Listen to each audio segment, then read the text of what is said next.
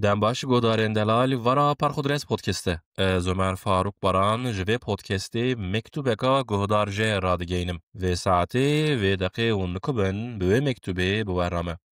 از وی نامه یه دتاریا شوید دنویسم. هر تشت برچاوی من را در باست بن لبر جمع اتوبیسه. هیوی دکم کو به وی نامه یه باری مرناکو من چند روش بره بیس سوک بکم. کدر عدل خبر جنم و نامه و باری لسر من سوک ببه. نامه و نویس چند دلوب آون جبو آگیره دهندره من دا. قلم و کاغذ دوستین من مندمه که و دمه من دخواست هبوکه که وصا ببینم کو به مرنه پیشوازی بکم.